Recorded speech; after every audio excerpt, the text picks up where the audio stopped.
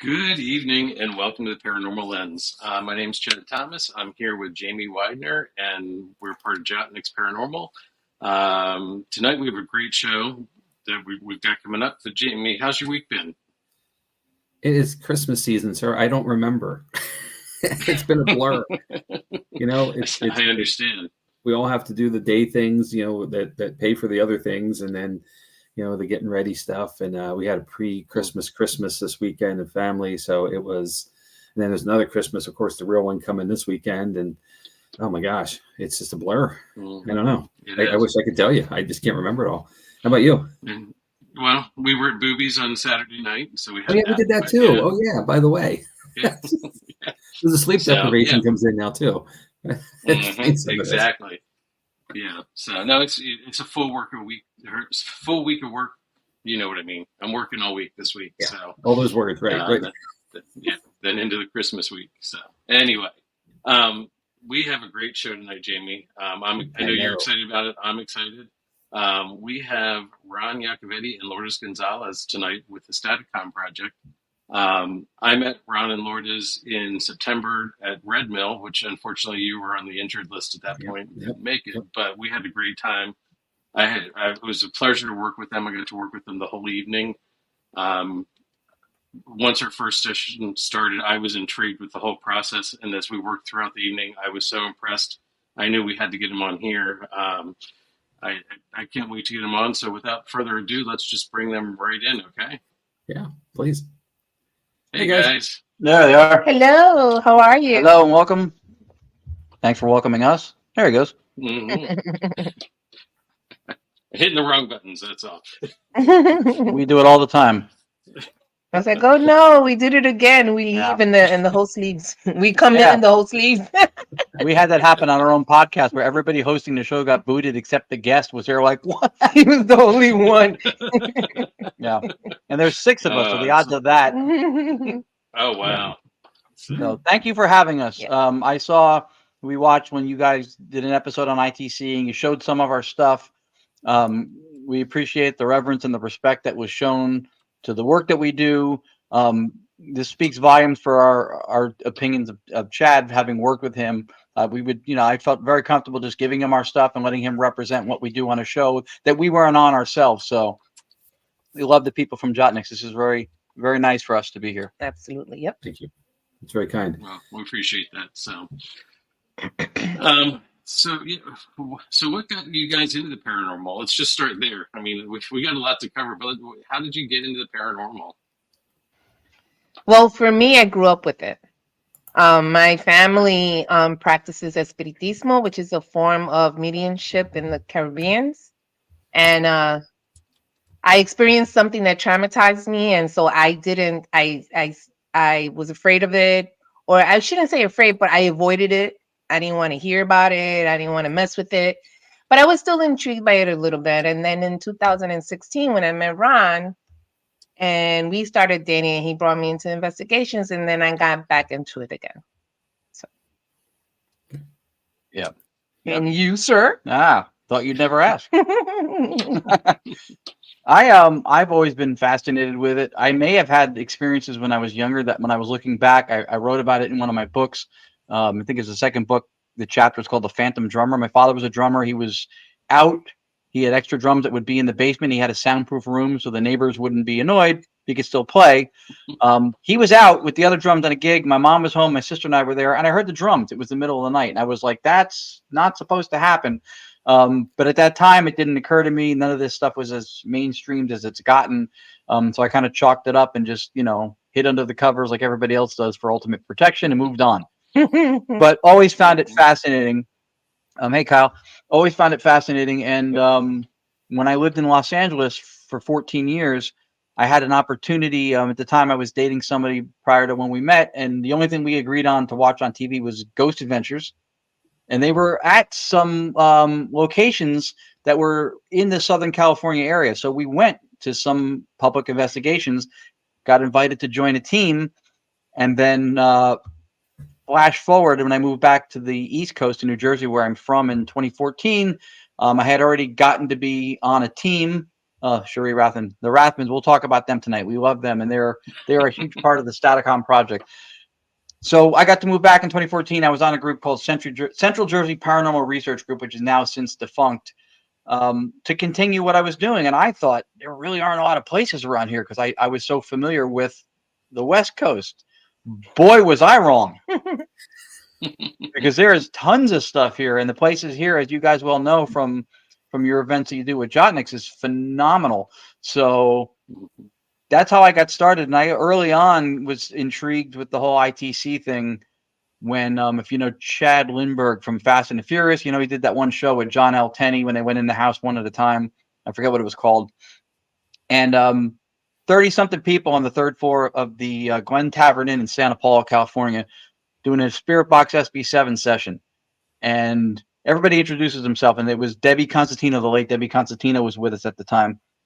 And the last person says their name, and then he goes, and hi, I'm Chad. And not even 20 seconds, give or take, later, a voice clear as day comes through the Spirit Box, which hadn't done anything since it was on, and it went, I know Chad. And I was like, whoa, where did he get that? And how do I sign up? And so the cool thing is actually in 2021, we went to an expo at the MGM in Las Vegas, and I got to tell Chad Lindbergh the Chad story. Yeah.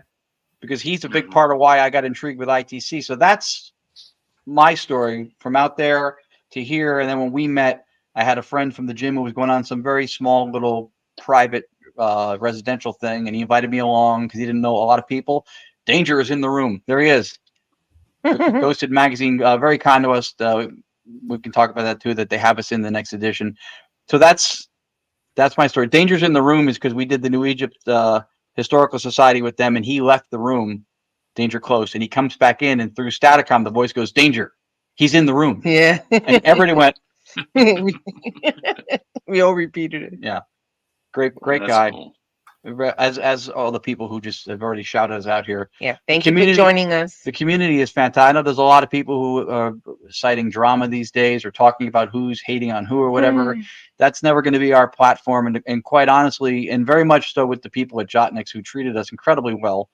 I will say this every time, that the field is not great because we're in it. We're in it because it's great. And that will always be my opinion. Right. It's too tiring to be with all that drama anyway. Yeah. It's too tiring. We can argue at home. We don't need other people. We can create our own drama. Right? Be quiet, see? It's so easy to do. We don't need the internet is not necessary. So you talked a little bit about ITC. So dig into a little bit of ITC, DRV. And hold on. Let me step back for a second. So before we start throwing acronyms and codes and stuff, explain words and then use the acronyms, right? That's right. ITC, full title.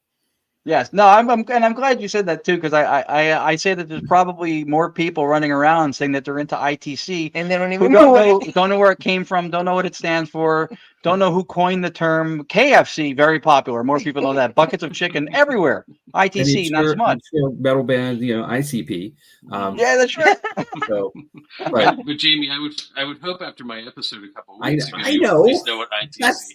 That's right. You guys did an excellent episode on it, and we appreciate it. We need to let the audience know who doesn't know. Yes.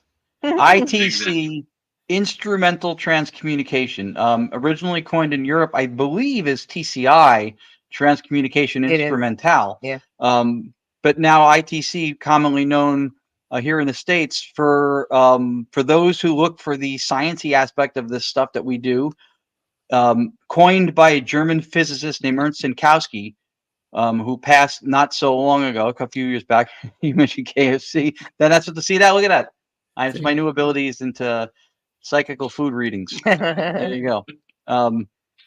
So yeah, that's where it comes from. It comes from, and I know a commonly held belief is also that ITC is, as a definition, is a third-party instrument that's not influenced by the operator, kind of thing. That may be an attribute of ITC. But the purpose of it was, by the physicist Ernst Minkowski, was to delineate between, at the time, everything was EVP.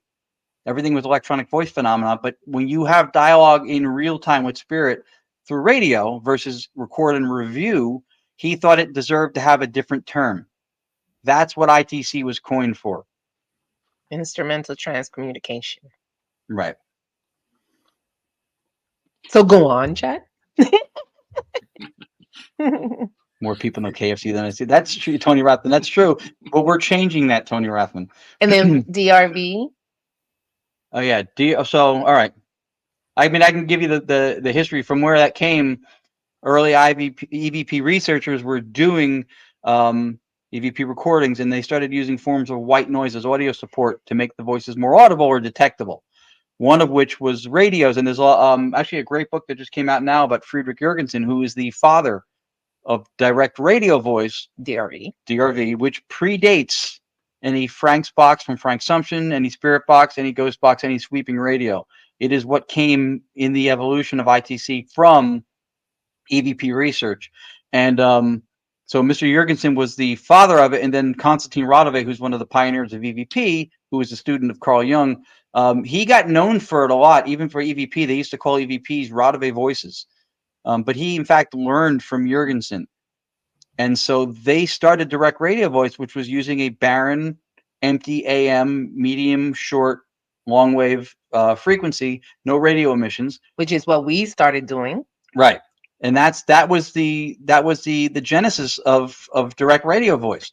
And I think the same way that commercially VHS became more popular than Betamax tapes, even though Beta was superior in quality, the Ghost box, because it became synonymous. I call it the Q-tip of the paranormal, because when you clean your ear, you grab a cotton swab, but we call it a Q-tip because the brand has made itself synonymous with the item, with the act.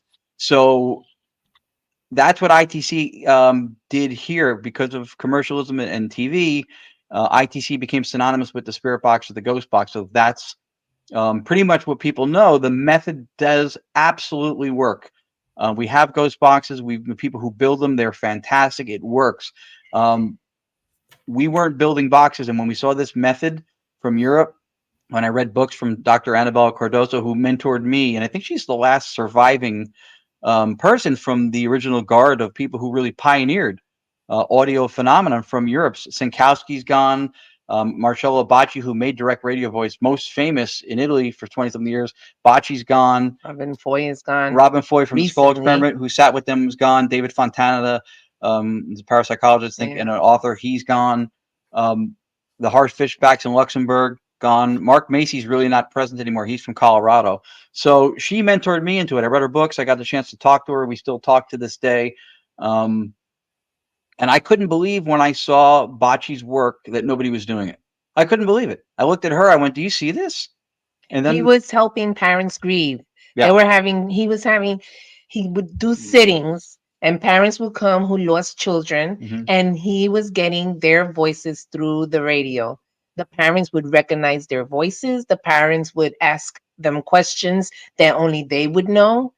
And he was helping out, he was helping them grieve. He was helping them have closure. So that's what he was doing when he was doing direct radio voice. Which is if funny. I remember correctly, he was doing this all out of the goodness of his heart too, right? It wasn't something he charged for or anything like that. It was just, That's correct. He didn't take a dime for 20-something years.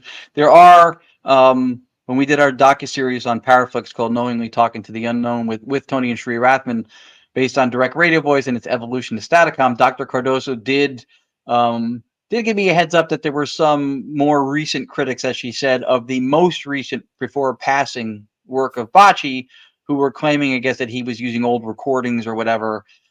I don't know to speak to it. I know that, sometimes if something becomes a financial strain, he may have felt the onus to perform on command at the end. I don't know, but she said she was with him for 20-something years. She was friends with him and his wife, and he had his radios opened up. They took tubes out. I mean, you guys know, and he still got voices. So he was the genuine article really for the better part of 20-something years. The ironic part is that we saw that and we wanted to see if we could replicate that kind of result because nobody was doing it. So we got this big boombox radio and we started doing long wave and medium wave and trying to do direct radio voice. Flash forward, the Digital Seance Initiative are live events we do where we have been giving people these moments of closure or contact. and we're not selling them anything. Like, they hear these names and voices that they know, proprietary information they know. We don't know it.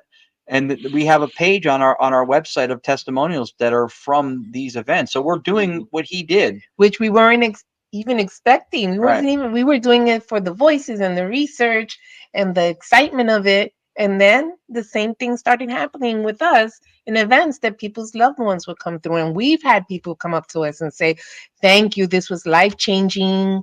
And we feel blessed to be able to do that for people. Yes, Todd and Carmel also, who've been with us a lot. The documentary on Bocce, I know it's the one, I think it's translated from, I don't know if it's not in Italian, it's in German or French. Documentary company maybe did Portuguese. Yeah, and there's also Calling Earth on Vimeo. The Afterlife Experiments, about the skull experiment. They all mention, they have Dr. Cardoso and Marcello in it. So we started doing direct radio voice, and from direct radio voice we evolved to Staticom. So we've removed the radio, and we only use now generated white noise. So that's what we do. So no radio involved now. And we're getting voice. We've got a bunch of Sorry. We've got a bunch of clips that you guys sent us. So why don't we start with some of those?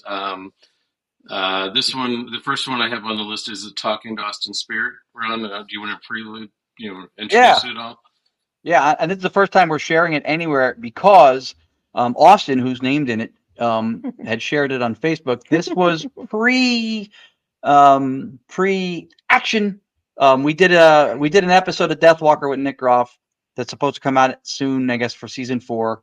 And before we were actually filming for the show, when we were running it and testing the sound, we were putting the speaker through Bluetooth upstairs where Nick was going to be. We were downstairs on camera separate. And in the testing of it, I went upstairs just to communicate and see if I could hear the voices clearly. And I asked, I think, for my name or something just to see what was coming through. And Austin Maynard, who is one of the finest ITC people in the business, builds amazing ghost boxes. No, really good guy. Fantastic. Yeah, he's a good human being. That's very good human being. That's the biggest takeaway from that guy, besides the fact that he's brilliant. And he's a tech guy for the show. So the voice came through and was asking for him. And it even pegged what he was doing. Okay. Funny. All right, let's run it.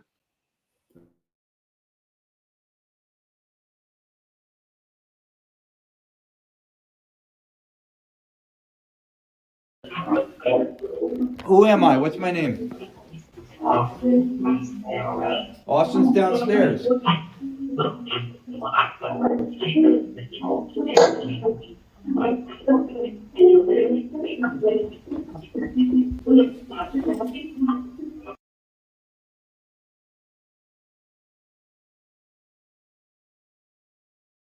Voicing smoking. Yeah. It's so funny. And that was in fact true.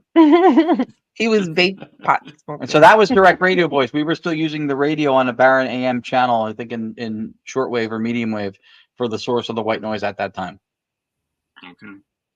Yeah, I sort of broke the clips up. I have all the DRV stuff first, and then move into Staticom. So. Cool. I mean, methodologically, it's the same. What happened was, two events led us to not use the radio anymore, which we love because it now vets the authenticity of what we're doing. Because there's two main criticisms with ITC, but the big first one is you're getting radio voices. Well, that's off the table because we're not using a radio. But the two things that led to it was we did Sterling Mine in New Jersey with New Jersey Paranormal. We're under the surface of the earth, where radios, cell phones, and their signals go to die. And you can't get anything. And we got voices through the white noise somewhere there was no signal whatsoever. And that struck us. Secondly, and this is where we mentioned Tony and Sheree Rathman, who are part of the Entity Voices Paranormal Investigations, under which we're under the same umbrella. Tony's 12 or 13 year ITC guy, built ghost box after ghost box, very silent ones, very good ones. Never sold them, which is one of the reasons why I loved him as a research partner, because he never did it for going to market and profit. He was really in it for the research. And so he knows the ghost boxes now. Since he's been doing direct radio voice and now Staticom, he has not turned one on, him and his wife Sheree, for at least 2 years. So zinc mine, no signal, voices. The second part of why we took the radio out and realized we could was Tony and Shree were doing an explanation or a presentation at a Paracon in Arizona. And he did what I would consider, in my opinion, a very ballsy thing. Never having tried it before in front of an audience, he used a sleep machine as a white noise source because he knew it wasn't a radio to see if it would work. It worked. What he found out was that it had a 3-second loop. So when we say we're using a white noise generator, it's not a sleep machine because those are pre-recorded white noise and it's looped. If you're sleeping or playing it, you would never know where it starts and finishes. But if you've ever done EVP before, I know you have, and there's like 5 recorders going, right? And only one person gets the voice. It's in it. We believe it's an imprint. That happened to Tony. He got a voice that responded 3 words, and every 3 seconds, those words kept coming through the speaker. The voice imprinted onto the chip recorder in the sleep machine. And that's how he discovered it was a 3-second loop. Right. It was 3 words or 2? 3. Kept going, kept just repeating. So now he can't use that machine. Yes. So we knew we couldn't use sleep machines because there's a possibility of that happening. Not all the time, but there's a possibility. And when it does, you got to throw the machine away. And what you're going to do, buy another machine? So some ghost cost him $24 on Amazon. That's the point here. But it was ballsy to do that in front of a live audience. Yeah. And it taught us something. Between that and what happened to us in the zinc mine, we realized we can do this without a radio because it's the white noise that's facilitating contact, not the RF signal or the carrier wave. Right. And so we ran with that theory, and that's why we called it Staticom. We didn't think direct radio voice was proper now that the radio was out, but methodologically it's the same process except the source. It was either that or direct no radio voice. Yeah. That's too long. Yeah. No, that's like when it was the artist formerly known as Prince. Yeah. Like I'm not going to say all those extra words only to say Prince at the end anyway. Right. I'm still saying it. I got to tell you this, guys. When I first heard Staticom, I thought it was like the perfect competitive company to Cyberdyne from Terminator 2. Like it was the company that made the other bad robots, So, that's great. It's a great name. Like it really is. And it's so cool. It could be a lot of things. But it makes sense. One of the early we have to credit Tony Rathman for that. Tony Rathman, that was his brainchild. The name Staticom. I think we got it. He was the one that introduced it to us. Similar to if one of the early ITC breakthroughs, and it was highly scrutinized with George Meek and William O'Neill, was something called Spiricom, which had a lot of different oscillators. I think like 14, all the different tones. I think of the male vocal track that it covers. This whole wall monstrosity of computers, and supposedly he was a ventriloquist, and he was, but I don't know enough to speak to, that it was hoaxed or not. I know that ventriloquism and spirit communication are not strangers. Yeah. When Edison came out with his first recording device at that time, there was a very prominent French scientist who came forward and proudly said, "I've seen Mr. Edison's device, and I believe it is being performed through ventriloquism." That guy's probably not worth as much anymore. But isn't that the case with everything that is hard to explain or unique? The first thing to do is say it's fake, and without walking the path of understanding and doing the science with it. And it's not like things are beyond the realm of comprehension. This is slightly science. This is more science than anything. It's not rocket science though, where there's a whole board full of equations and stuff. It's equipment, it's places, it's people, and intentionality. But people don't want to take the time to understand how it works, and therefore automatically discredit it. And it's a shame to the field in general, because there's a lot of great stuff that does really work.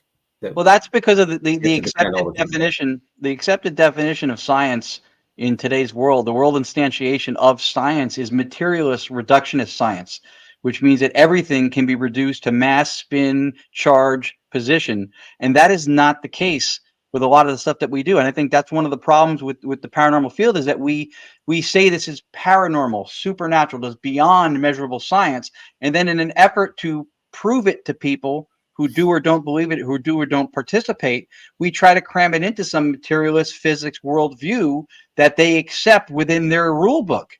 We just said that it doesn't operate under those guidelines, and now we're trying to cram it into that to make it known to them. That's a problem. So I'm huge on this too, because I think the terminology we use and the way we frame and label things is a big part of the message we send and whether or not what we do gets accepted. Part of the reason that this stuff gets scoffed at too is because it's not science that's on the table. It's an ideology that's on the table, because when they talk about things like string theory and alternate dimensions and endless time, right?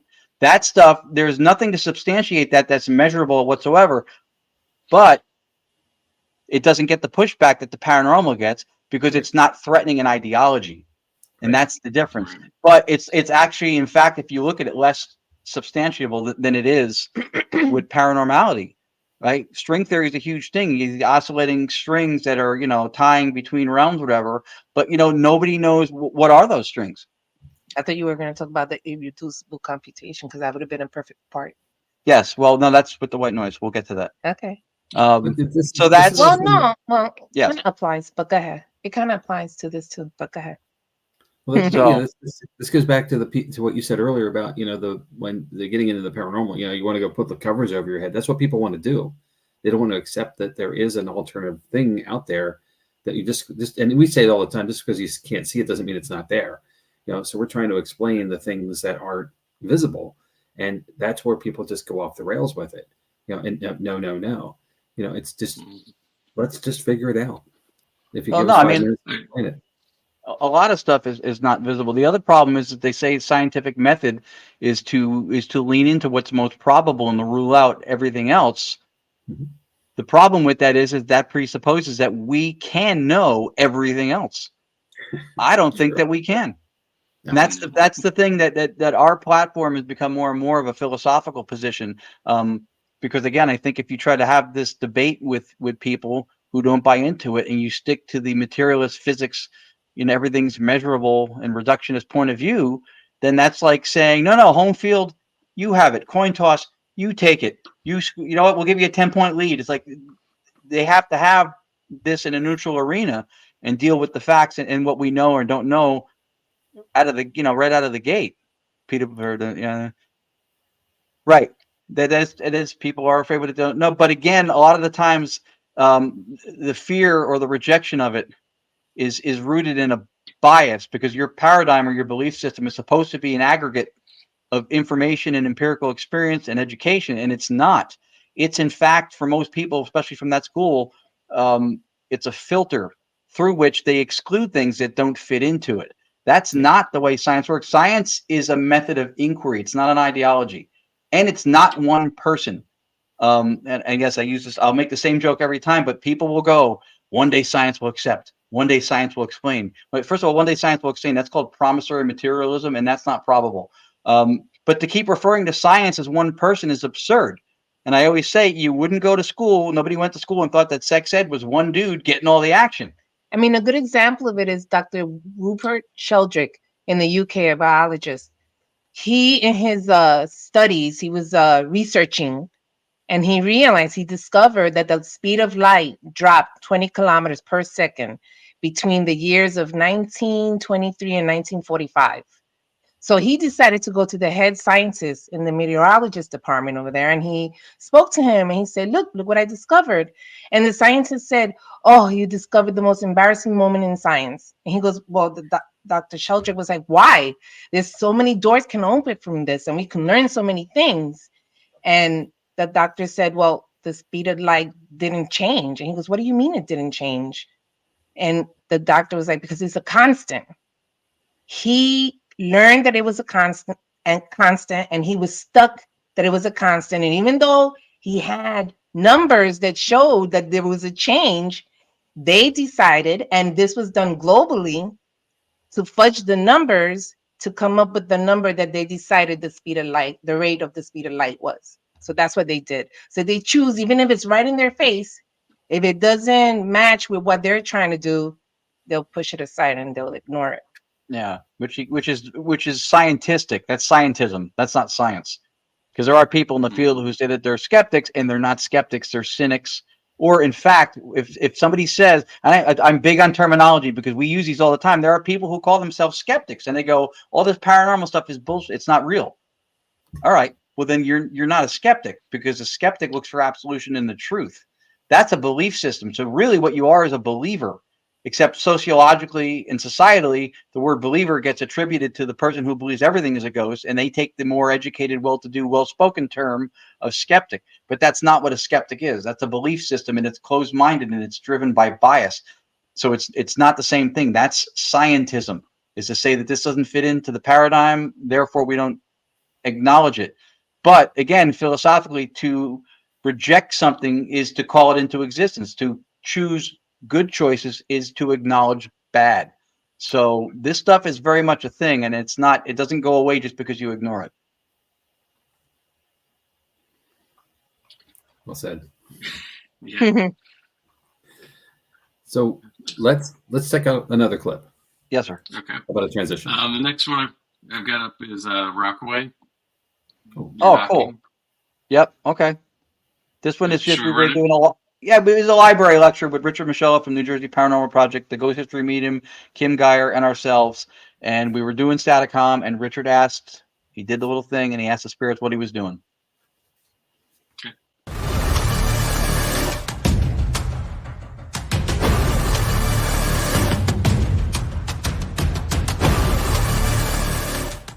Gonna do something, you tell me what I'm doing.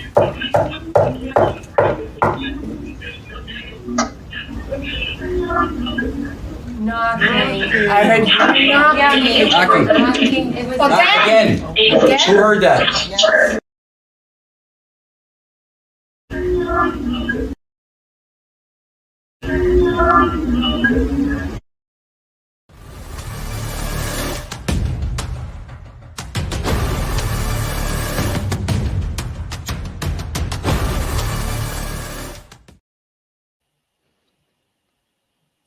It's clear. And this is what amazes me, that you can hear different tones and ages and things in these voices that come through. It's not the same voice over and over. Mm-hmm. Like that was Yeah. definitely, it sounded like a young child, a girl. Mm-hmm. And it's, the voices are so distinct. I think that's amazing. Yeah, that was a public library event. And that was direct radio voice, as you said, you put them in that order. So that was everyone heard it. Yeah, everybody in the room heard it. So I noticed something there, and it may be obvious that you're doing this in the daytime, or at least in a lighted room. We get asked all the time, why do you investigate in the dark? Why do you do it at night?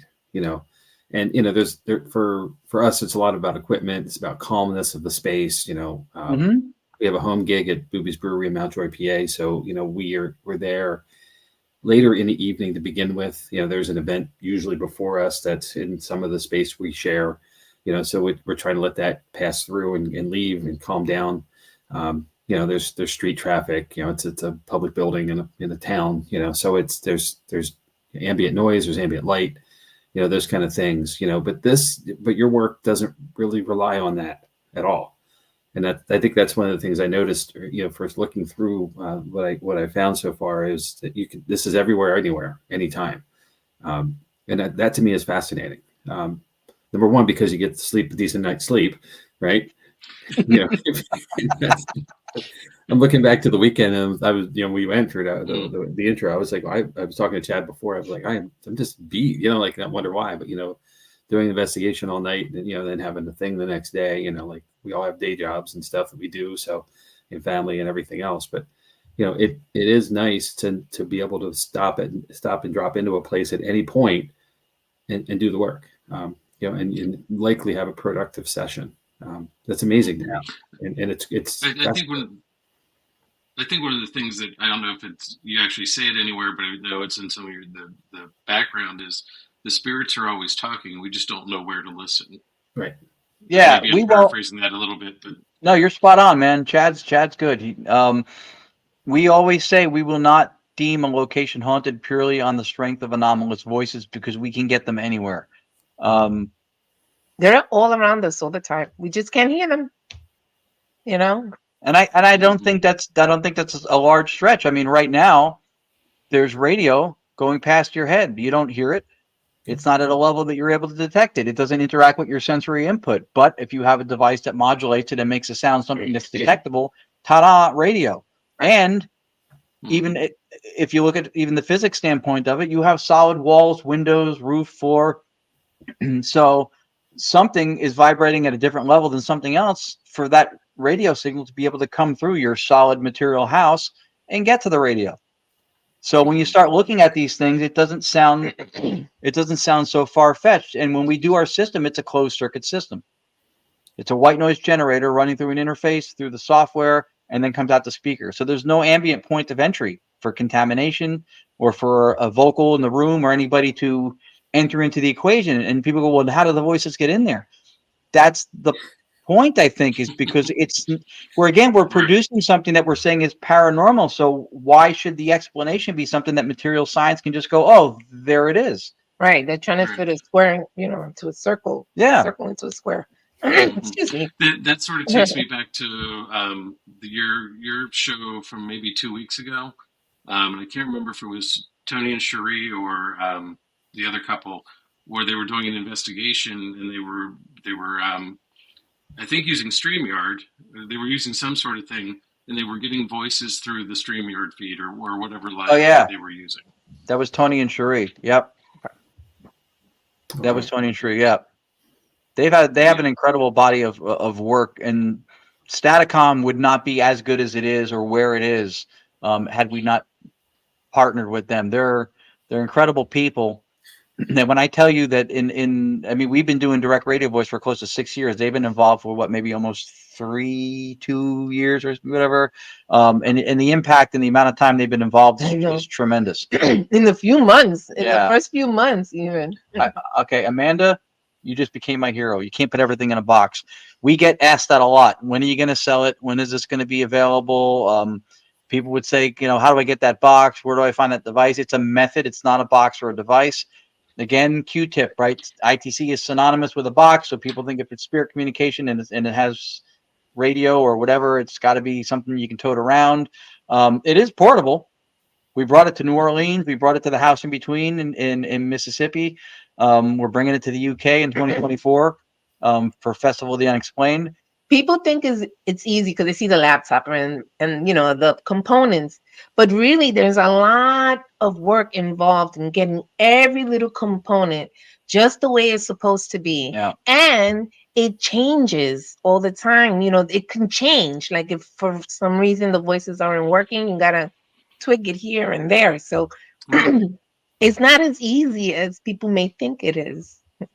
It's just like being, I'm sorry, I'm not trying to simplify. It's like being an audio engineer. Every performance is different. You have to go in and you have to be making adjustments to the system as you go for the live performance. Not that it's a performance, but from what I understand, your system needs to be tweaked and adjusted for the situation. And then if you got to switch laptops, forget about it. You got to, And sometimes it doesn't have to be tweaked or adjusted, but it is a methodology, and it did take time to develop. And when we first started doing it, it was for the research. We had no plan to profiteer from this and to go to market with it. So what we've been talking about is maybe we would at some point make it available through selling like a mapping, like a consult, to set it up and go, these are the parts that we're using, this is the order that they're in, these are the settings. But then there's going to be a level of independence on the operator, because nobody has the time to geek squad everybody who starts doing it to fix every little thing. And what she's referring to is that when we started, I had a Windows Surface computer, and as we built out Staticom, I was eating up 99% of the resources when I was running it. And I think you may have the one clip, if I sent you the one that said your instruments has pulsing beats. Did I send you that one? Mm-hmm. Yeah. Okay. Yeah. So when that happened, my computer for 2 weeks, thank God we had no events. I was having a hard time using it because it would go, and it was sputtering the sound. So for 2 weeks, I got a gaming laptop, right? I'm like, I'm good. I got resources, problem solved. Oh no. 64-bit conversions. I had to change things. And so believe you me, every other day I retired like a professional prize fighter. I was like, I'm done. Thank God Tony's doing this because I'm done. I've contributed to ICC. Good night. I'm out.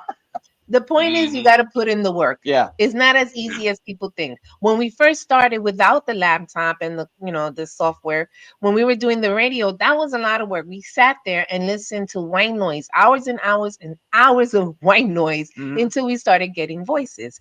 People started seeing what we were doing. They wanted to do it and they tried it. We showed them how to do it.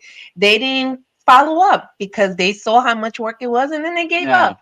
So with this, it's the same thing. Like, we can show you, but the minute you have like a problem, you can't call us. You got to put in the work and figure it out, because that's part of the process. That's part of the journey in what we do. Yeah. And to Amanda's question too, it's a digital audio workspace within which there are several independent components. It's very Frankenstein's monster in the assembly, because there's different things. If you have an audio engineering background, some of the stuff that I've chosen to do would be counterproductive or counterintuitive if you were making tunes. Right. But we're not making tunes. Oh no. So makes it a little different. I'm half clown on my father's side. Let me get that out of the way now. And so it is a process within which the operator has to be attuned to what's going on. Right. But I think that's exciting too, because there's new developments that could come from that by people experimenting and trying different things. Because they're putting in the work, and it's a process. That's to quote Tony Rathman, we have yet to discover what the limits of Staticom are. And he says it all the time. And thank God, by the way, when I had that laptop problem, he was there to help me, because I was like, I'm done. I felt like Mike Tyson with no knockout power. I'm like, why am I here? But I have no doubt if they both went down on the voices at the same time, that they can figure it out. But I wouldn't want them down at the same time, because they would drive me and Cherie crazy. Yeah, it's not pretty. It's not pretty at all. Why don't we go ahead and play that clip that you talked about earlier? Okay, so I'm just going to run it.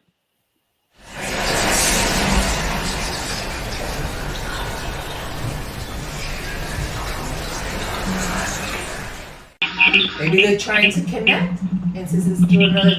I'll let it play out for a minute. I'm gonna message her now. If that's you trying to connect to Tony and Cherie, please keep doing your thing then.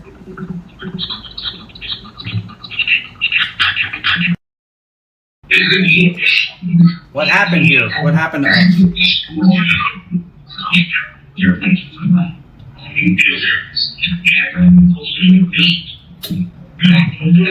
Sorry about that.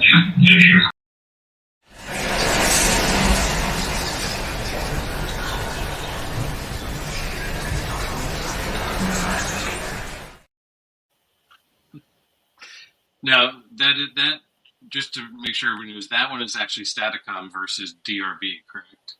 Yes, that's correct. That was during the laptop crisis. Yeah, that was the that was when I was sitting in front of a computer listening to Sam Smith music, weeping. It was bad, man. We've all done that to Sam Smith, though.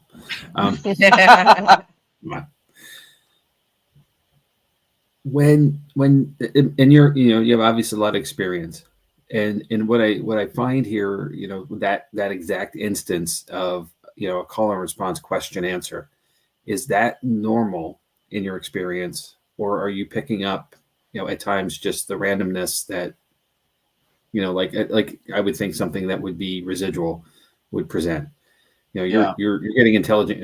It appears to me, and it's a constant, that you're getting intelligent responses to direct questions or direct reply.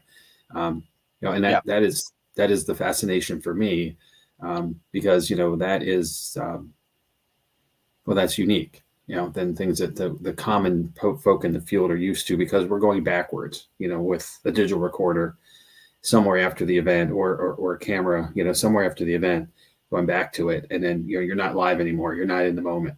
And it's fascinating, right? Because it's exciting, but it's not something that can be followed up on. It's not something that can continue because it was there, and if you're lucky enough to capture, of course, too, to have it be clear enough to understand it. This, what's the longest conversation you've had? Or I know most detailed? we've had. That's a great question. We have we've sat at like the Shanley Hotel or at the Hoover House in that was a little, in Waynesboro. yeah. Literally, it's like an open line. Like you could sit there, and we've reduced the noise floor so you don't really hear it. But then you'll ask a question, and then you'll hear a vocal response. And the voices are longer and clearer, I think, in comparison to a sweeping box. And there's a familiarity with even with the environment. There you go. Tony had over 7 minutes.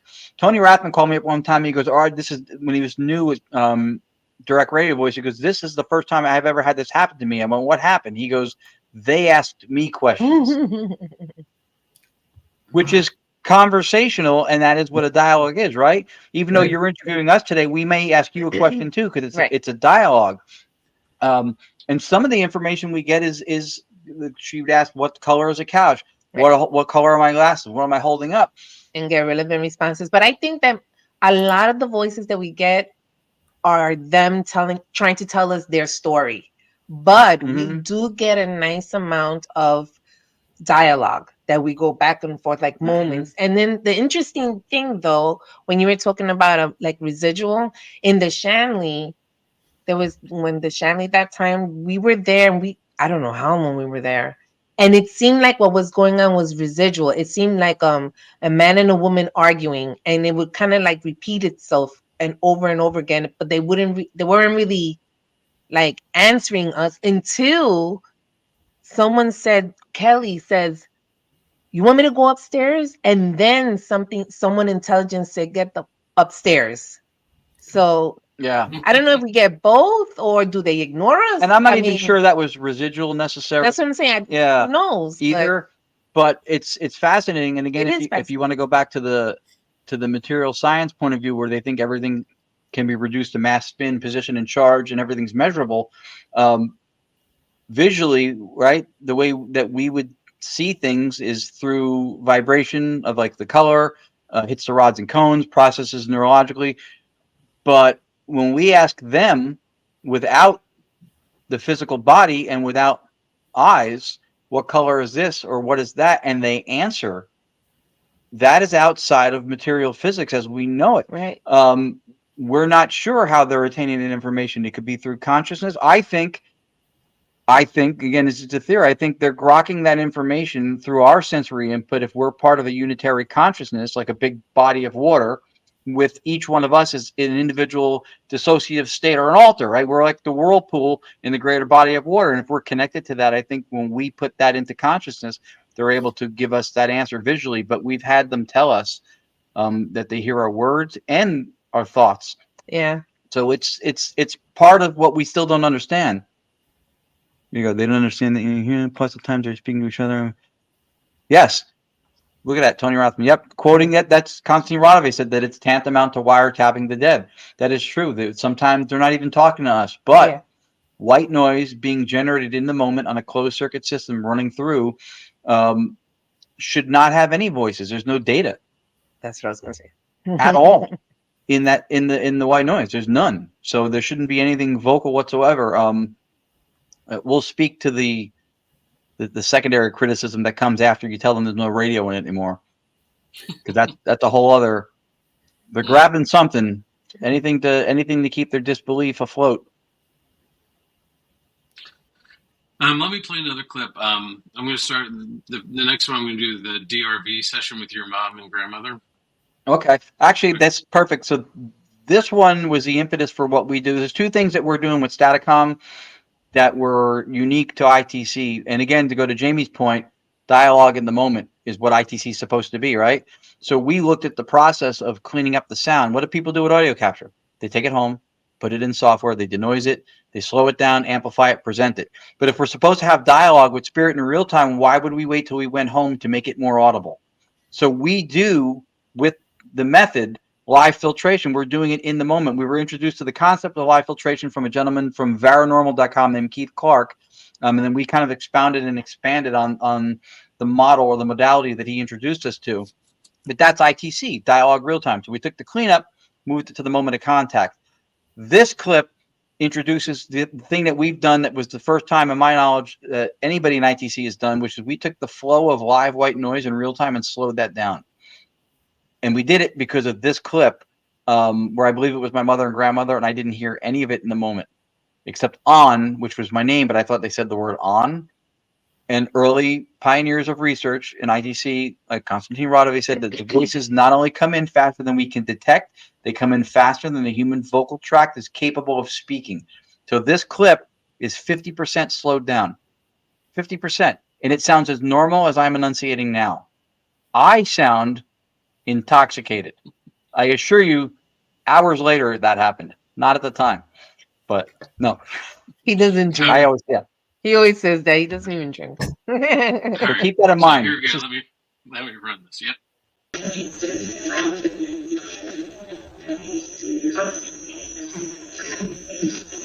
You know who I am?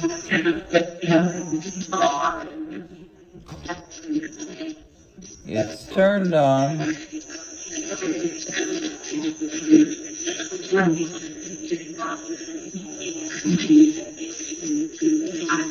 Is my mother gonna be here tonight?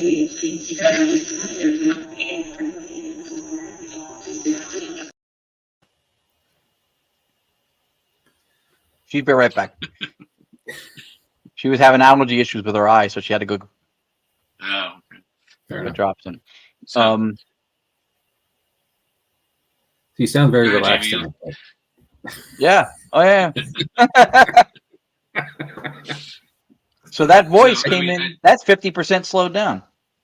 So you couldn't understand that in the moment. You didn't. I didn't even hear it. I didn't even hear it in the moment. It came in so fast. That's 50% slowed down. Okay. That's how fast that voice came in. Now, I don't care if you're an auctioneer on cocaine. You can't talk that fast and enunciate and pronounce words clearly. Lourdes by trade is a court reporter, so she listens to people talking at different cadence speeds, dialect over each other, background, foreground. So I always say, because we've had some audio engineer in the past critique certain things and say, well, that's not speech, whatever. Listen, I have a court reporter. You know how sound behaves and how to produce it. She listens to it and gets paid by the state of New York to assess it for legal reasons. Trust me when I tell you, she hears everything. I won't say anything bad about her if she's in the house. Everything. You shouldn't anywhere, by the way. Just that's true. But friendly guy advice here, sir. Yeah, no, I agree. Point taken. So how about I go ahead and play the other one from your mom then, the one that's Staticom. So let me just go ahead and roll that, and then you can explain it afterwards. Sure.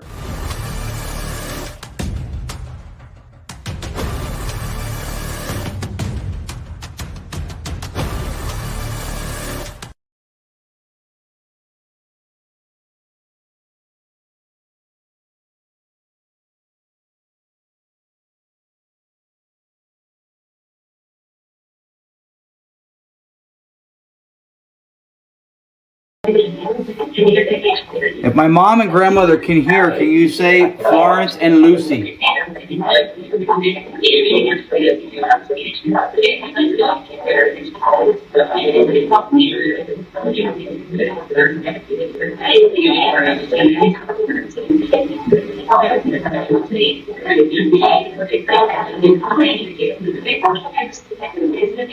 Florence,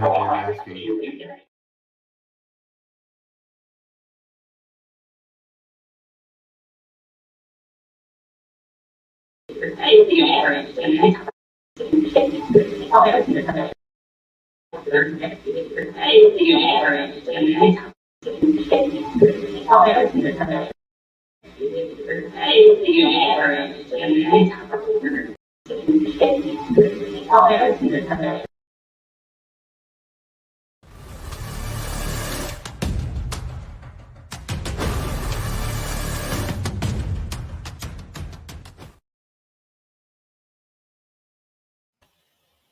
I apologize. I had to step away. My eye. That's okay. I missed you. I'm going to tell you. Oh, see? So sweet. I know. Yeah. Thank you. So what are your thoughts on that one, Jamie? Man, you know, it is it's compelling. and it's real. It's there. I mean, I hear it. I hear it clear as day. And I would hear it without the subtitle add-on. And that helps, of course. And I think anybody who's in the field has listened to countless hours, recordings, in playback. You have to go through it so many times, and you're really, I think I wind up throwing out more stuff because I'm not sure. It's not clear than I do ever have a good capture. We all want a class A, right? We want somebody to say something so bold and crystal clear that you can never contest it. And you want it to not be, somebody, it sounds like anybody, so there's no challenge to the evidence, but, it is that it is clear. And it's, I don't need the subtitle to understand what they're saying. That's fascinating. I appreciate that too. We annotate it because it's part of the presentation.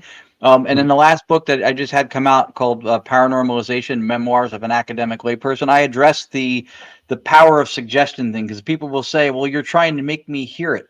Well, how powerful is this suggestion? Like, could I put the soundtrack to the Waltons on behind the show of the Jeffersons and make people think they're watching that show? I mean, so you're saying that your visual sensory input is going to override your auditory input if it sounds close enough, or no? I mean, the thing is, it's, again, if we're going to use terminology, especially as parameters of paranormality, we need to at least know within what context or boundaries that definition exists. Can you influence somebody with the words? Perhaps, but I think if it says interpretation, it would have to sound like it would have to have at least the syllables in the cadence of it. You couldn't get the word Smithtown and have somebody think it says interpretation. Power of suggestion doesn't go that far. We have people who say, I don't hear that. It'll still happen sometimes. The words are for us to say, this is what we heard. Sure. Well, I wish our partner Dave Dermidi was with us. He goes to confirmation bias a lot as a backstop to separation. And when you want to hear something, you're going to hear it, right? Well, I'm not suggesting that here by any means, because I think I can tell the difference. But that's when you have to use discernment, right? Right, and that's another, not to jump on it, but that's another huge thing. Like when we lecture, that pareidolia or concept that you're going to hear what you want to hear. So if that's going to be something that's going to be a claim as a criticism of any audio capture, I'm not saying from us, because I know you're not saying it about what you just heard. To say that, then you have to show what are the biological and physiological differences between when you hear what you want to hear and when you don't, because more often than not, you don't. If the intent of hearing what you want to hear is that powerful, when you have a room full of people at a session, what determines where your thoughts come through my device, but his don't? Why don't they all come through and it's some mishmash of just auditory, mess? Has anybody ever been driving to work and they're listening to their favorite tune, and in their head they're thinking, God, I hate my boss, and that comes out of the radio because their intent? There's a lot of variables that are not tested in this. So, and we talk about this with ITC, because one of the things people say with the radio is that you're getting warbles and artifacts of sound, because theoretically there's a non-zero chance of finding a pattern in random noise.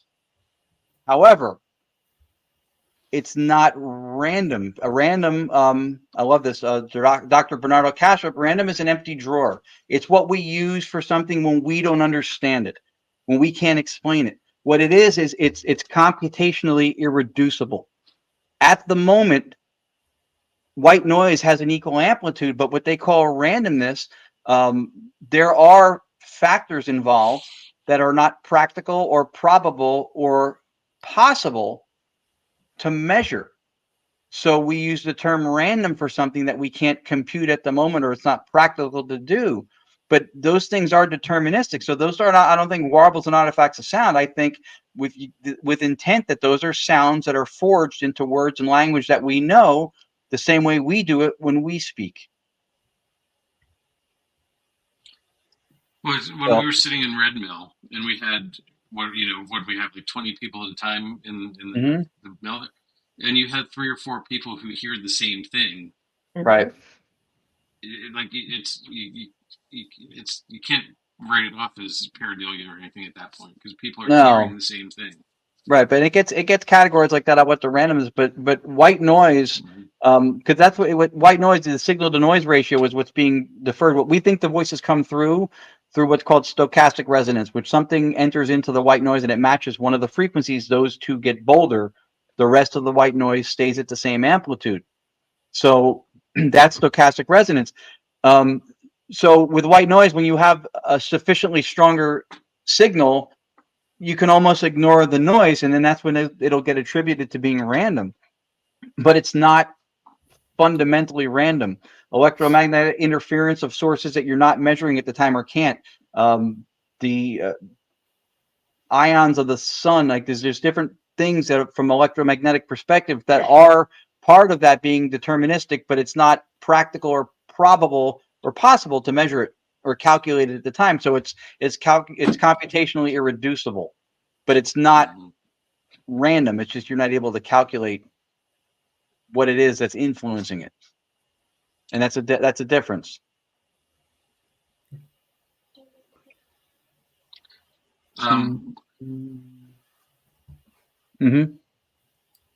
Todd and Carmel. Yep. I think this is a good point too. Like if you have several people watching one of your live sessions, because you figured out how to do Staticom Live, which I think is amazing on like Facebook.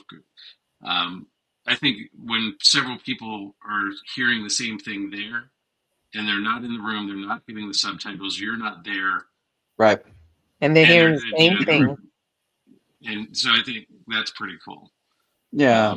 And it's also important that we know for reference and referral who did what before us. The pioneers of ITC and EVP had done experiments where they had 20 different people, I think 25, send in questions on a cassette tape, and then the guy made a conglomerate of all those questions onto one tape, played it in a room for EVP purposes with another recorder recording. So there was nobody in the room to be an influence to hear what they wanted to hear, and questions still got answered on the recording. So it removed that element from it. I don't know that it doesn't ever happen. I have not seen it. I think it's one of those things it's kind of like one of the axioms of the paranormal where it's passed down the same way turkey is part of Thanksgiving. It's accepted as that's part of how it works, but it's not spoken to. It's not substantiated. We don't even know why. It's just something we hear. Right. One of the things that strikes me as really interesting, and it was in the first clip with your mother when she identified herself, and your grandmother. When we're in a session, we're trying to connect, right? We're asking who's here with us, and the answer could be present, it could be provided, but we're not hearing it. And there was one of our teammates shared a meme earlier. It was an EVP session. There's like all these bubble questions, and at the bottom is the ghost, a character or characterization of a ghost saying, geez, give me a second, I'm in another dimension here, and the idea is we expect call and response, right? Immediate stuff in a session where we can't capture the response in the stylization that we're doing it in, with a recorder or a camera, and what is, well, I'm just going to say it now. I'm inviting you guys to come out to Movies Brewery, because I think you'll find some interesting things. And especially the catacomb space, which is about 43 feet underground. It is a cavern that's been cut through stone and granite, and there's very little signal down there of any interference to begin with. So but we're capturing interesting stuff there all the time, more so than some other spaces in the property lately. At least it's been a highly active area. But that is the answer to the obvious question. Is the first question is who's here with us. We'll identify ourselves. We do the etiquette of a session, and then we expect a response. And then we're using things like flashlights or cat balls or the tactile things that really may be challenged for a spirit to contact or operate the device, where there probably is audio happening or a verbal response happening around us, because that's common, right? That's what we all do. We talk, and I'm talking too much probably right now, but we do this. We communicate verbally more so than we touch things or make things happen. So I think it's a fascinating way of just making this be legit. Who is really here with us? And Yeah. I don't think anybody's shy, right? So it doesn't seem like it anyway. No, and 70%, I think, of human communication is visual. So that you're not afforded the luxury of that part of it either. So you really have to be attentive when doing something like this to not miss things that come by. But a lot of times, I think even with EVP and stuff, the answers come fast. A lot of people have had the experience of recording or with a ghost box, and the second you finish the question or as you're finishing it, the answer's coming through. Which speaks again to, we feel, to unitary consciousness, because that's superluminal contact. That's faster than speed of light. But that's because we think of conversation or data traveling distance to traverse. But if it's already there through your connection to unitary consciousness, then it's different, right? Spirits are not confined to time, space, of voices can't determine a place is haunted. Right, 100%, Tony. Yep. We agree with that. That's another axiom of the paranormal, too. People will go, and this is an accepted common belief among most paranormalists, is that spirits are not bound to space-time the way we are. Right. At the same time, someone will say, what's the ghost frequency? I'm trying to figure out what frequency they're on. We might be able to figure out what for us is the best frequency to receive or hear them, but we don't know what frequency they're on. And in fact, what is frequency? It's a measure of oscillations per second. So if you don't have the measure of time within which we use to determine frequency, how do you determine if they're on a given frequency? Again, square in the circle. Right. It's another axiom that really goes without being questioned. And I think that's part of what we're hoping to do is to, we don't have all the answers, but if we can provoke thought and you guys figure it out and it's not us, that's still the same goal. The answers are had, we move forward. Mm-hmm. Yeah. You were talking about we all want the field to advance. At the end of the day, we want this to move forward, and we're all pieces, in it. And I'd like to think we're doing right, the things ethically and consciously, and we're not here to take anything away from anyone. We're here to build upon it. And, others have come before us and done a lot of work, so we're standing on their shoulders and absolutely it's going to stand on ours eventually, absolutely. someday. And I'm all for it. Well said. I agree. You were talking earlier about how sometimes when you'll start asking a question and you'll get an answer before you finish the question. What I find it's even more intriguing is when you start thinking a question and your answer comes through before you've even spoken. Yeah. So I think that ties back into the universal consciousness that you've been talking about. And I think so. Yeah. And that speaks to the fact that I believe that we're within consciousness. Consciousness is not within us, but that's the atheist, materialist, reductionist scientist mind is going to say that the brain creates consciousness, but it does not explain things like metacognition. The fact that you're aware and the fact that you're aware would not be explained. The brain cannot be a source for its own reference, for one. And for two, also stuff like that too. The same way that we are dissociative states or alters of a unitary consciousness, and what you experience is your reflective self-egoic moment, right? That's what you experience, but you're still connected to the greater good. The same way the whirlpool or your little reflective experience, the whirlpool doesn't create the water, the brain doesn't create the consciousness. Well, Ron, you know where this leads, what clip this leads to, right? the Disaster. I'm somebody. Disaster. Cancellation, and we're all off the show. No, sorry. So I'm going to run that I am somebody clip. Yes. I think that's a great place to go with this. He's awesome. He's got these I'm things screwed up like a DJ. Yes. I'm just going to run that. You really didn't know that? No.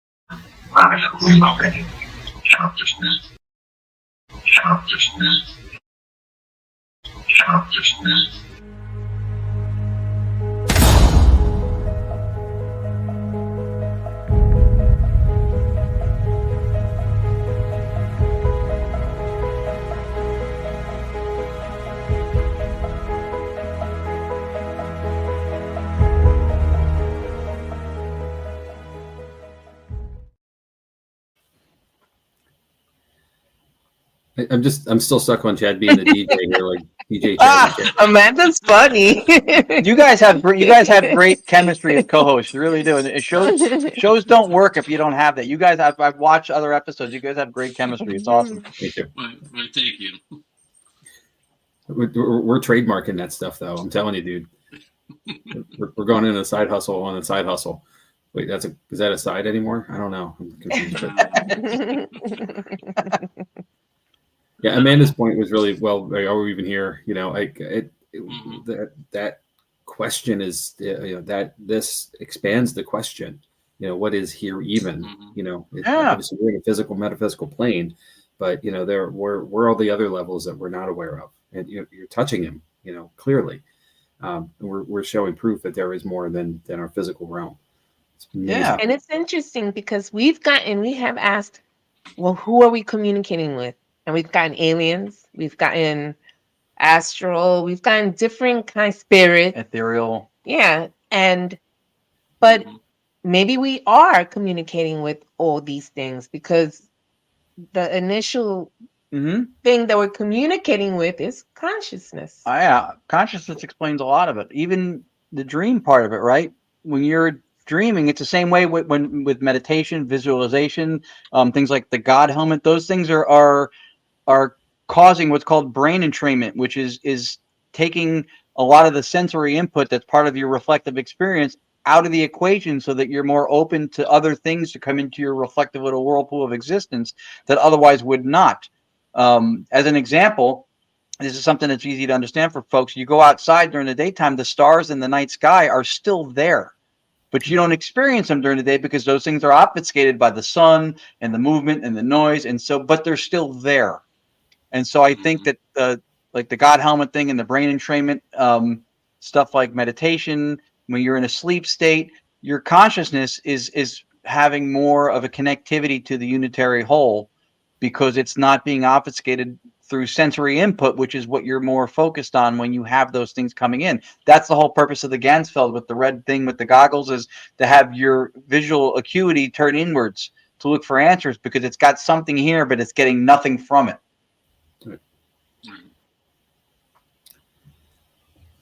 They said they were consciousness.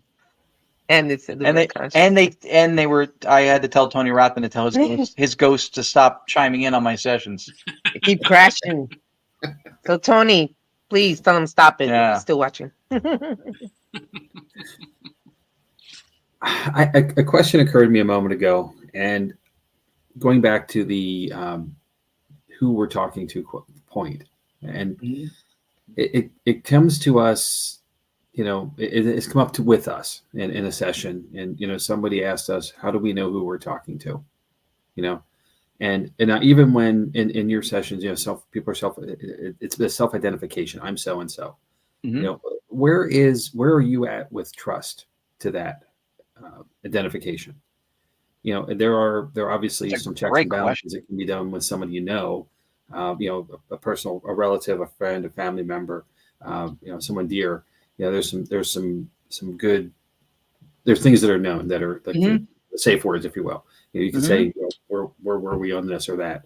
But you know, when you're bringing somebody up who is an unknown, you know, and I don't want to be dark about this at all, but you know, we've had it come to us where you know it could be a demon for all we know. It could be this, it could be that. You know, and everybody wants to get heavy and dark and fearful of the contact, and you know, it's not where we're at with it by any means, but.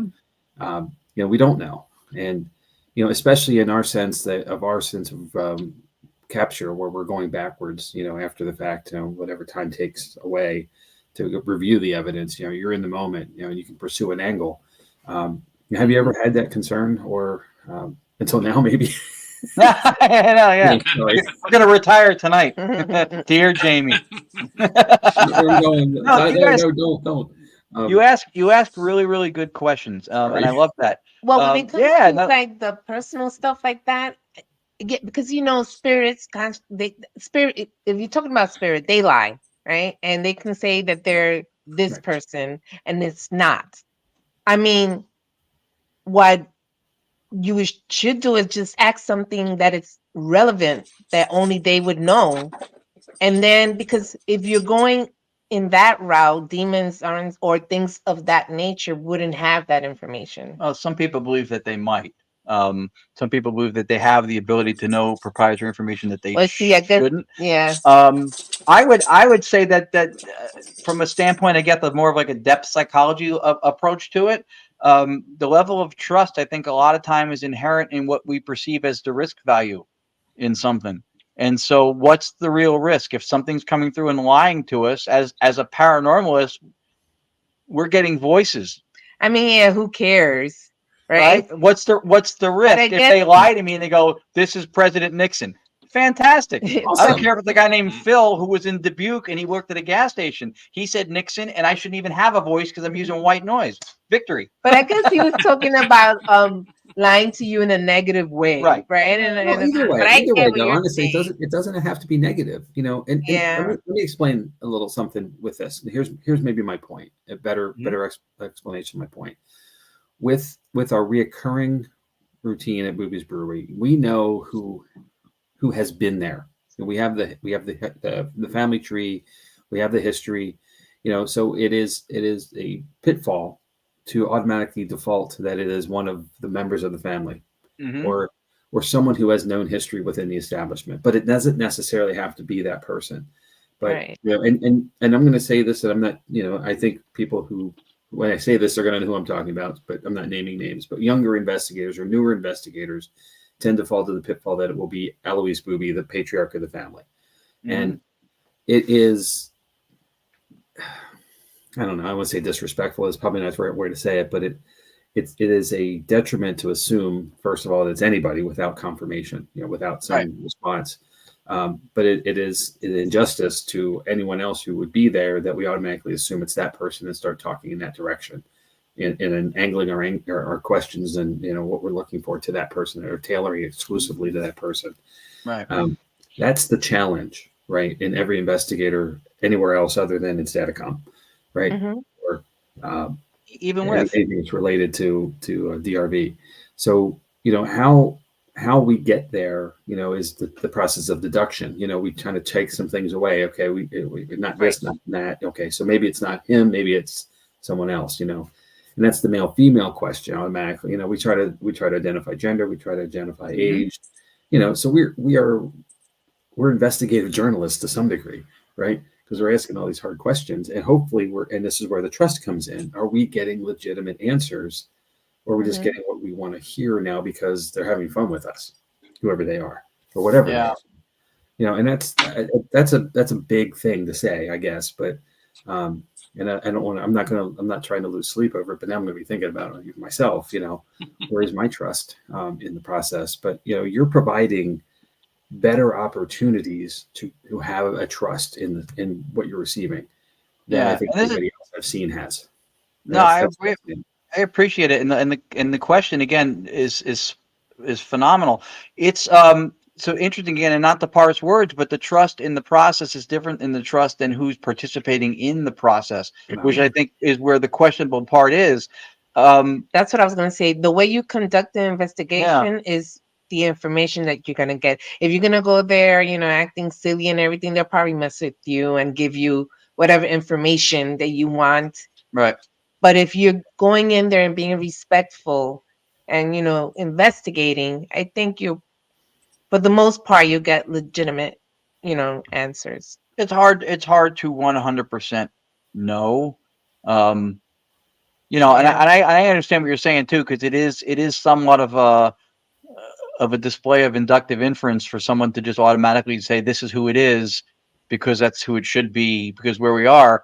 But again, that whole time space thing, right? There is a certain level of non-locality to it. Tony and Cherie were doing an event one time in Arizona. At the same time we were here running Staticom, and I asked how many attendees he had, and I got a number, and I spoke to him the next day, and that's exactly how many people he had. And he hadn't posted anything, we hadn't talked, but it was the exact amount of people. So that's really, really against chance as numbers or odds go to get the exact number. And it was very clear. Todd and Carmelo just pointed out that when they were at one of the Staticom events we did at the library, they believed that it was her brother come through, and he had mentioned that he pinched her arm and rubbed it in the same spot. And that's what he used to do to her. And they recorded that being said. And that's a good example of the trust thing, right? Yes. And that's the other thing too, with hearing what you want to hear kind of stuff too, is that there are dialogues and jargon and proprietary information that the individual wouldn't have. You'd have to be instantly versed in a variety of careers, vocations, languages, dialects, information that you wouldn't be able to have to be the cause through PK to be sending this through the device or the speaker or whatever. So that's an example of it right there. Okay. Wow. Yeah, there's a lot to dig into. We could go on for hours, I think. So, Yeah. where do you think this is going, Ron? You know, what's the next step? Cool. We're looking for. I mean, if you look at the earlier clips, the DRV ones to the Staticom ones now, one of the things that we and Tony and Sheree have been able to collectively do is if you in some of the other clips, the noise floor or the either staticky or what sounds like really chatter. And some people will still say at events, you've heard it sounds like more than one voice. It used to sound like a lot of voices. Yeah. We've cleared that up a lot. So ideally, we want to have the closest thing to Edison's phone to the dead as possible to be able to just have real time dialogue. And we're having moments of that. It's difficult too, you know, and that's another criticism is, oh, if this is legit, kind of, why can't you just turn it on and always do it? I pay my cell phone company every month, and they can't always do it. And that's not interdimensional or interrealms. That's intercounty, interstate. That's when we drive to Pennsylvania. Yeah. For the investigation. I mean, that's again some of the thought processes that goes into trying to stomp this stuff out. They go, well, you know, scientific method, you have to be able to repeat it 3 times under the same conditions. All right. First of all, when you're dealing with free will and an intelligence, that's absurd. If I call my father 10 times today and he picks up the phone 1 time because he's in the bathroom, he's in a meeting, he has no cell signal, right? That would say by those standards that I have a 90% fail rate because I got him 1 out of 10 times. So therefore, through scientific methodology, my father doesn't exist. It's absurd because you're talking about intelligence and free will to be able to communicate. So there are a lot of variables involved in this, and we go beyond, I think, tech and circuits with this, with consciousness, with philosophy, because philosophy is where the meaning comes from, and that's really where material science that tries to dismiss this stuff falls short. They can't explain that stuff. It's called the hard problem of consciousness. Mechanistically, you can explain a cross-country drive, right? Rotations of the tire, gas mileage. You can't explain the intent of why it happens. It doesn't speak to the guy driving the car cross-country because he's afraid to fly and the feelings that he had. When you see the color red and he sees the color red, it reminds you of an old car you had. It reminds him of a shirt he saw somebody buried in on the day of their funeral. Those are qualia. Those are phenomenal individual subjective experiences that you can't explain mechanistically. So if everything was material and could be reduced, we would all have the same experience when we saw the color red. You can't. Those phenomenal experiences, or known as qualia, are not measurable. Those are computationally irreducible. And that's one of the reasons why I'm very big on the philosophical aspects of what we do, because if you take the argument away from the people who think this is BS by debating if ghosts are real, and then you go with their laws of physics and laws of sound, you're setting yourself up to play their game. Right. Gravity was once a theory as well. Right. And matter of fact, Newton was mocked at the time. He was mocked at the time. You know what they used to say would explain gravity? They used to say, because they were taking on the idea of magnetism, but repulsion, the other side, was completely ignored. And they were saying that there was some invisible substance, sounds familiar with string theory, called effluvium. And effluvium was this invisible elastic stuff because you could measure something if you could see it. So it's at least physical. We'll call it effluvium. And that's what draws these things together. Even but words sound dumb. That's what it was called. But now look at material science now. Now Newton is in the halls of recognition in the material world of science. But when he came out with it, because it was threatening a paradigm, oh no. I really thought you were going to say the Hall of Fame. I really did. No. There is no such thing. It's crazy. Man, I had a thought there too. Dang it.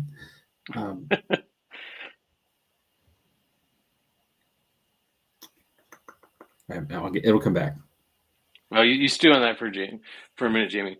So where can people go to experience Staticom? Right. I mean, I know you're doing some lives late at night. I've caught a I'm couple. trying to do that just to share the experience.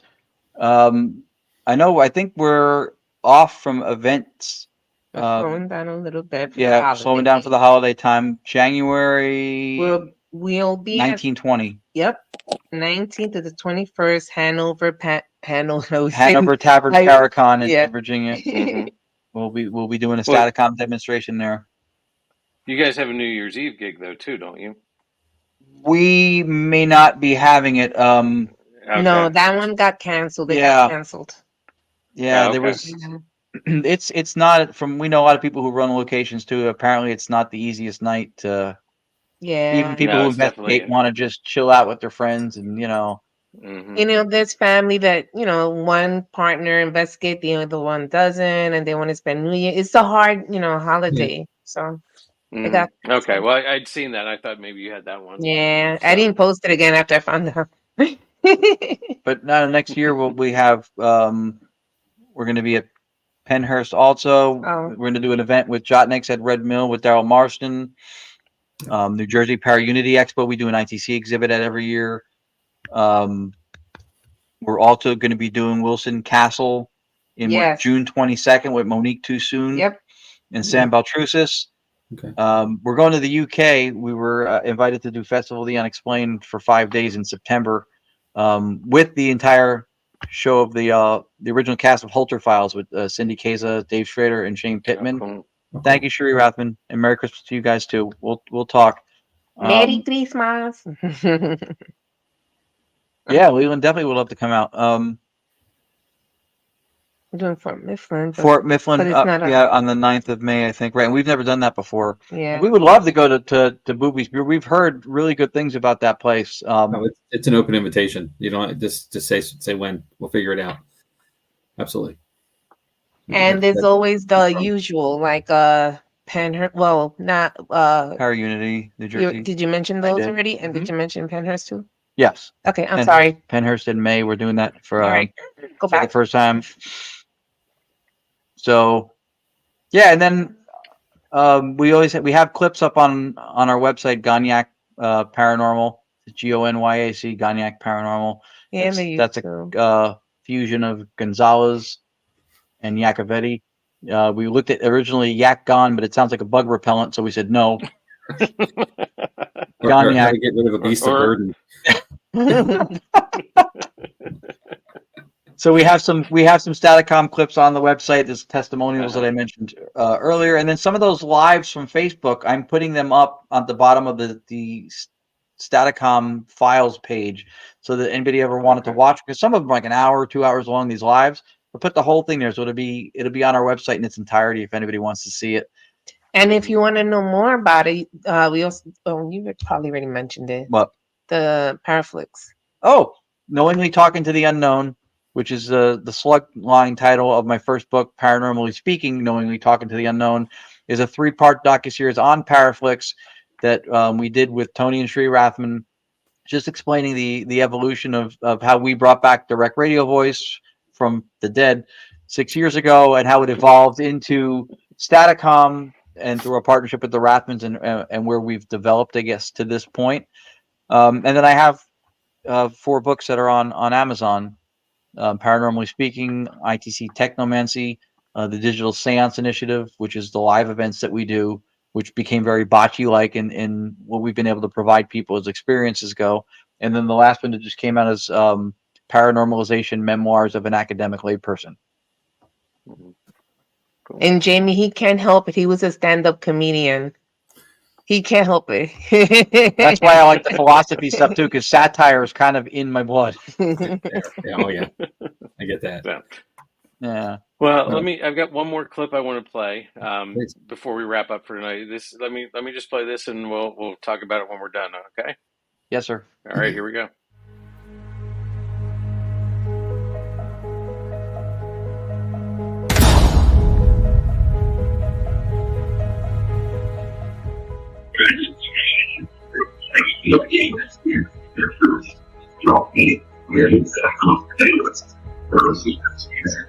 Talking with a famous person?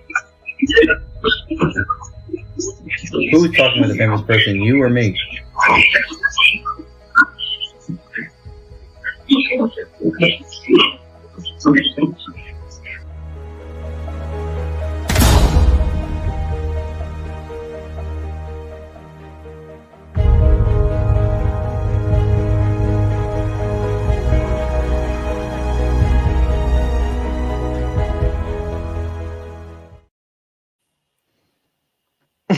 So that sort of sums it up, right, Jamie?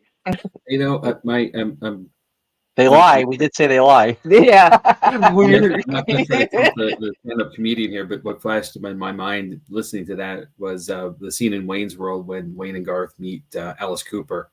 And we're not worthy. We're not worthy.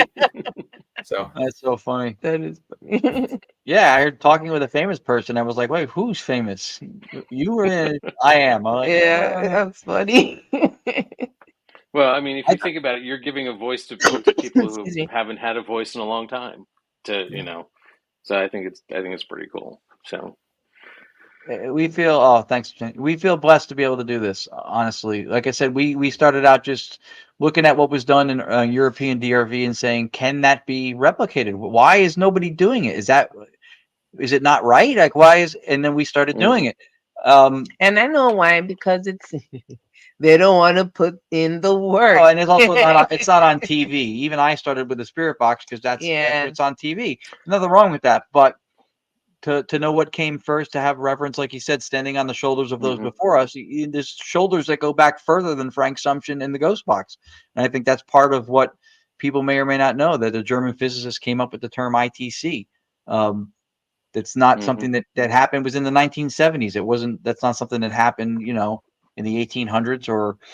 But that's what I mean, because the information was out there. They could have, but other methods were easier to do. The results were, it was what was commercially put out there. But we're very grateful, I guess, that we get to give people moments of contact or closure, if that's what they take away from it. We don't know who's showing up. We don't know what's going to come through. We run it, and you look at our website, Gonzaga Paranormal, and you look at the testimonials. Those are all within the last couple of weeks. People started sending stuff to us, and I should probably post these because we call them the voices, because that's what they are, the voices. Well, I hadn't heard about ITs or DRV until I met you guys and I started digging into it. So I feel lucky that I got to work with you at Red Mill, and it opened a door for me to start looking into it. And I'm looking forward to working with you more and seeing where it goes down the road. So I'm really excited about the opportunities, and I'm lucky that you're not too far away, so I can get to some events that you're at. So like I said, I'm really looking forward to that. We appreciate that. Thank you for having us. Yeah, tonight. and I was going to say that the fact that you guys both do a great show. You guys are both very knowledgeable, entertaining hosts, and so asking us to be here for us was very kind. We appreciate it. That's if we can impart anything as a closing message, it would be gratitude. I think one of the things that causes a lot of the drama and people's problems in the field is a sense of entitlement. Nobody owes you anything. Do the work. Let the work speak for itself. Support the community. Don't just look for it to support you. And things will unfold as they should. And this is an example of that. Is that this is an opportunity you guys gave us to talk, to share what we do, to explain it. And for that, we're grateful. This is very cool. So thank you. I'm excited for what's coming next, and this is the field. I'm sitting here and I keep looking at my phone, and I'm not looking at it because it's active, but I keep thinking, I'm in a lifespan where this was a cord with a rotary on it, on a table somewhere in my house, and then it went to a wall, and then it went to I'm walking around with it. Now it's in my pocket, and there's more tech in this than there was in the first moon landing. Like it's just that's right. I can only imagine where this is going as we go, and I'm excited to see where it's going to be.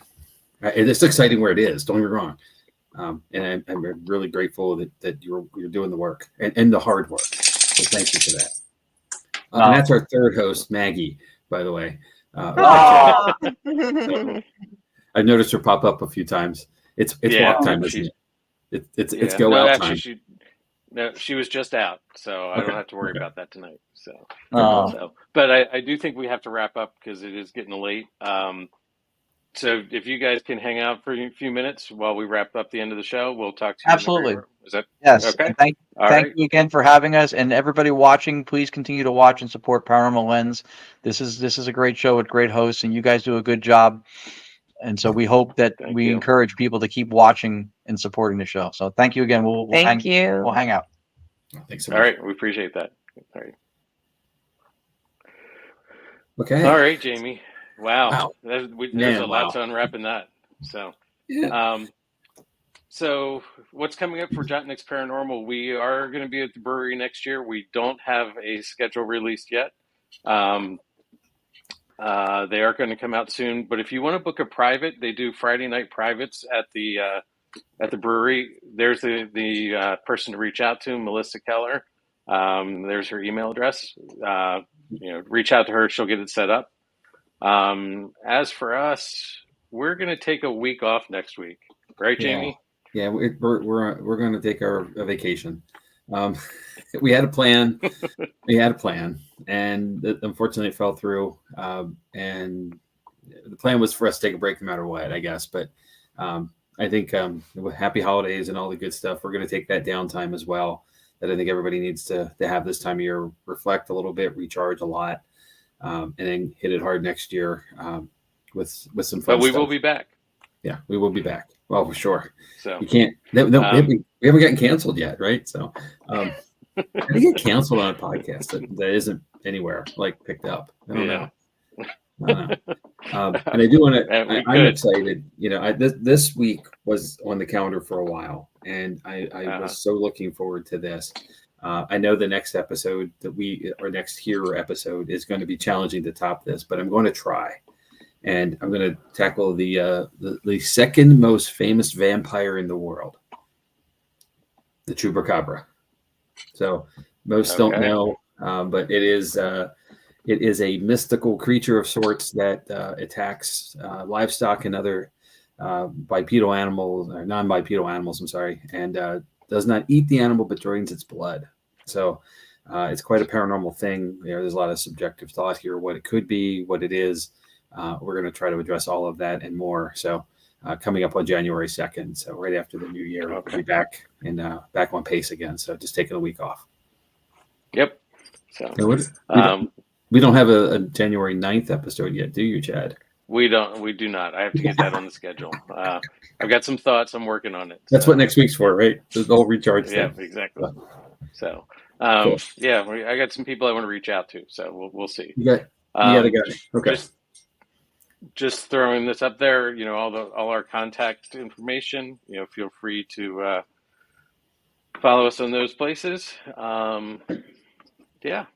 Yeah, we're available. We're around. So drop us a line. Yep. If there's anything you guys want to see or hear us cover, feel free to drop it to us. We have stuff in the queue. We got 6 months probably of stuff that we're looking at, but we can always squeeze stuff in, move some stuff around. Especially, we appreciate the content and the input from our tens and tens of fans. As we jokingly say, but it may not be that many. I don't even know. But we're always up for a challenge too of something you want to hear us do. So feel free to reach out. So, and I would be remiss. But on that note, I was gonna say I would be remiss not to say Merry Christmas to all and season's greetings, all of whatever it is that you believe. Enjoy this time of year. Enjoy your friends. Enjoy your family. Take the time and be in the moments. They are important times to spend. And from our family, the Jott-Nyx family, to yours, we wish you all the best at this holiday season and into the new year, as we won't see it till January. So, thank you. Yep, I just echo what Jamie says. Bert, you're luck. It's on the schedule. Okay. So, anyway, thank you, everybody. Thank you for watching. Thank you for following. Thank you for joining us tonight. We will see you next year. And on that note, Jamie, Merry Christmas. Merry Christmas, Chad. Take care, all. Good night.